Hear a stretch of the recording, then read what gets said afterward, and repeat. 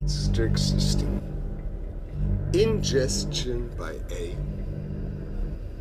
passing through B, to the excretion of C.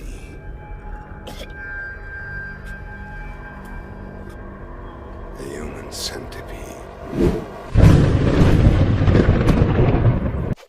एक film कितनी disturbing हो सकती है।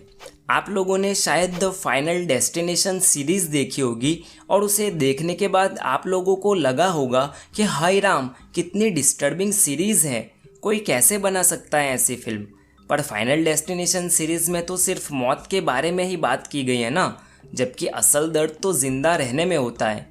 आज मैं आप लोगों को एक ऐसी फिल्म के बारे में बताने जा रहा हूँ जिसे अगर आपने एक बार देखना शुरू भी कर दिया तो मेरी गारंटी है कि आप उसे पूरा नहीं देख पाओगे।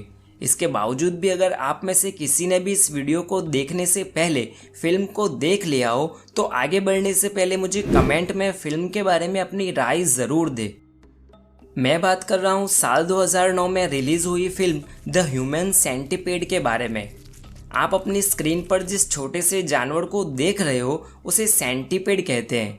बस ऐसे ही इंसानों को सोच लो। ये कहानी है एक पागल डॉक्टर के पागलपन भरे एक्सपेरिमेंट के बारे में। डॉक्टर जोसेफ हाइटर अपने रिटायरमेंट से पहले एक सर्जन हुआ करते थे जो कि जुड़े हुए ट्विंस को अलग करने में एक्सपर्ट थे। डॉक्टर जोसेफ को इंसानों से कुछ खास लगाव है नहीं।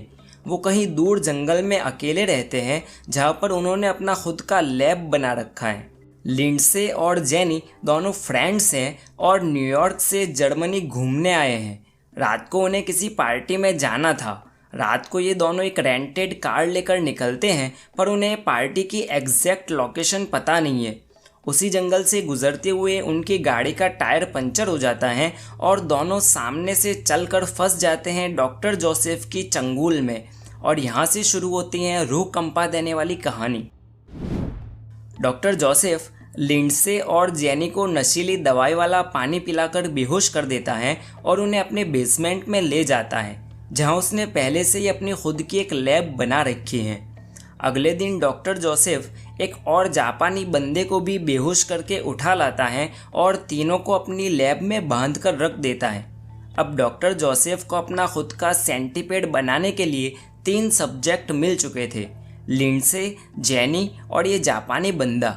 हालांकि इन तीनों को अभी तक नहीं पता कि डॉक्टर ने इन्हें यहाँ क्यों बांध कर रखा है और इन लोगों के साथ आगे क्या होने वाला था। तभी डॉक्टर जोसेफ खुद सामने आकर इन्हें पूरी कहानी समझाता है। वो इन तीनों बेड से बंधे हुए लोगों को समझाता है कि वो उनके साथ क्या करने जा रहा है। सबसे पहले डॉक्टर एक खुशखबरी देता है कि इन तीनों के टिश्यू एक दूसरे से मैच हो रहे हैं। आगे डॉक्टर बताता है कि वो इन तीनों को मिलाकर एक ह्यूमन सेंटिपेड बनाने जा रहा है और ऐसा करने के लिए सबसे पहले वो इन तीनों के घुटनों को लिगामेंट्स को काट के निकाल देगा ताकि ये लोग खड़े नहीं हो पाएंगे और घुटनों के बल ही चल सकेंगे। फिर वो इन तीनों को ए, बी और सी नाम देता है और तीनों को एक दूसरे से कुछ इस तरह जोड़ देने का प्लान बनाता है। जोड़ने के लिए वो सब्जेक्ट बी और सी के जबड़े और दांत को काट के निकाल देगा, जबकि सब्जेक्ट ए और बी के रेक्टम को काट के ए के रेक्टम के साथ बी का मुंह और बी के रेक्टम के साथ सी का मुंह जोड़ देगा और सील देगा। ऐसा करते हुए वो तीनों की डाइजेस्टिव सिस्टम को एक दूसरे से इंटरकनेक्ट कर देगा ताकि ए के मुंह से जो खाना जाएगा वो उसकी आंत से गुजरता हुआ बी के मुंह में जाएगा और उसके रेक्टम से होता हुआ सी के मुंह में जाएगा।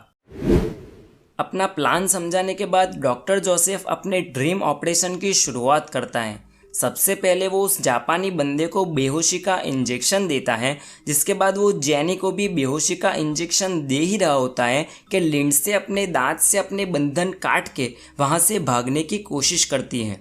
वो भागने में काफ़ी हद तक कामयाब भी रहती है, पर अपनी दोस्त जेनी को बचाने के चक्कर में वो फिर से इस पागल डॉक्टर के हत्थे चढ़ जाती है।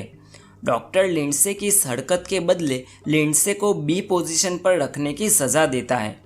एक बार फिर से ये पागल डॉक्टर इन दोनों को लैब में ले जाता है और अपना पागलपन भरा ऑपरेशन शुरू करता है। वो सबसे पहले इन तीनों के घुटनों पर मार्कर से मार्क करता है और उनके लिगामेंट निकाल देता है। फिर वो बी और सी के दांतों को निकालता है और फिल्म में इस सीन को पूरी तरह से दिखाया गया है। दांत निकालने के बाद ये पागल डॉक्टर ए और बी की हिप की स्किन को निकालता है और बी और सी के चेहरे की स्किन निकालता है, जिसके बाद वो ए, बी और सी को उनके रेक्टम और चेहरे से जोड़ते हुए ह्यूमन सेंटीपेड बना देता है।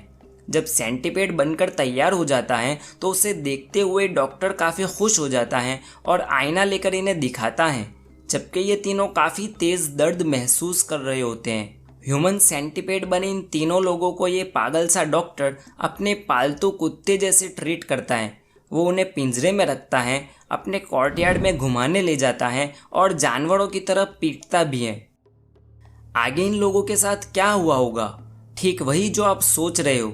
जापानी बंदा जो कि सब्जेक्ट ए था, उसे पॉटी लगती है और जाहिर सी बात है वो उसे रोक नहीं सकता। वो ना चाहते हुए भी पॉटी करता है, जो कि सब्जेक्ट बी लिंडसे के मुंह में जाता है और वो डॉक्टर उधर ही खड़े हुए सब कुछ देख रहा होता है। फिर डॉक्टर उन्हें रूटीन एग्जामिनेशन के लिए लैब में ले जाता है तो उसे पता चलता है कि सब्जेक्ट सी यानी जैनी को किसी भी प्रकार का न्यूट्रिशन नहीं मिल रहा और वो मरने वाली है। तो वो पागल डॉक्टर जैनी की जगह बदलने का सोच रहा होता है, तभी उसके दरवाजे पर डोरबेल बजती है। डॉक्टर दरवाज़ा खोलता है तो वहाँ 2 पुलिस अफसर खड़े होते हैं और उस एरिया से गुम हुए लोगों की तलाश के बारे में डॉक्टर से पूछताछ करना चाहते थे। डॉक्टर इन लोगों के बारे में कुछ भी जानने से मना कर देता है। जब ये पुलिस अफसर डॉक्टर को उनका बेसमेंट दिखाने को कहते हैं तो डॉक्टर साफ मना कर देता है और वारंट के साथ आने को कहता है। इसी दौरान डॉक्टर इन दोनों पुलिस अफसरों को भी नशीली दवाई वाला पानी पीने को देता है। 2 में से एक अफसर तो वो पानी पी लेता है पर दूसरा नहीं पीता।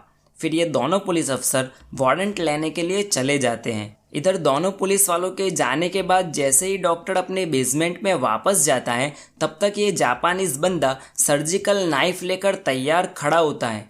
जैसे ही डॉक्टर आता है वो पहले उसके पैर में और फिर घुटनों में सर्जिकल नाइफ से वार करता है। जैसे ही डॉक्टर नीचे गिर जाता है वो जापानीज आदमी उसके गले पर इतना ज़्यादा काट लेता है कि उसके गले का मांस बाहर निकल जाता है। ये सीन भी देखने में काफ़ी डिस्टर्बिंग और ख़तरनाक है। डॉक्टर को ज़ख्मी करके ये तीनों बड़ी मुश्किल से बेसमेंट की सीढ़ियाँ चढ़ते हुए ऊपर तक जाते हैं। डॉक्टर भी जैसे तैसे करके उनके पीछे जाता है। जाते हुए इन तीनों के ज़ख्मों में से जो कुछ खून गिरा हुआ होता है उसे ये पागल डॉक्टर चाट जाता है। तब तक ये तीनों इस कमरे में पहुंच जाते हैं और जापानी बंदा इस कांच को तोड़ देता है। इतने में डॉक्टर अपने हाथ में सर्जिकल नाइफ लेकर इनके पीछे पहुंच जाता है। अब डॉक्टर के हाथ में नाइफ है और जापानी के हाथ में कांच, पर इस पॉइंट पर जापानी बंदा मेंटली और फिजिकली इतना टूट चुका होता है कि वो डॉक्टर का मुकाबला करने के बजाय उसी कांच से खुद का गला काट देता है। और ये सीन भी दिखने में काफ़ी ज़्यादा डिस्टर्बिंग है। और साथ ही ये सोचना कि जब सेंटीपेड का ए सब्जेक्ट ही मर चुका है तो बी और सी का क्या हाल होगा। तभी ये दोनों पुलिस अफसर वापस वारंट लेकर आते हैं, जिनमें से एक जिसने पहले पानी पी लिया था वो नशीली दवाई की असर से बेहोश हो जाता है और दूसरा इस ह्यूमन सेंटीपेड को देखकर मौका पाते ही डॉक्टर दोनों को गोली से मार देता है, जिसमें से ये पुलिस अफसर मरते मरते भी पॉइंट ब्लैंक से डॉक्टर को भी मार देता है। अब पूरे घर में हर कोई मर चुका है सिवाय इस सेंटीपेड के बी और सी को छोड़कर। ज़रा सोचो इन दोनों लड़कियों का आगे क्या हाल हुआ होगा। अब फिल्म तो यहाँ पर ख़त्म हो जाती है, पर कहानी अभी तक ख़त्म नहीं हुई, क्योंकि अभी इस फिल्म का दूसरा और तीसरा हिस्सा भी बाकी है, जिसके बारे में हम फिर कभी बात करेंगे। दूसरा हिस्सा इससे भी ज़्यादा ख़तरनाक और डिस्टर्बिंग है। अगर आप उसके बारे में भी जानना चाहते हैं तो इस वीडियो को लाइक कीजिए। अगर इस वीडियो पर 100 लाइक आए तो मैं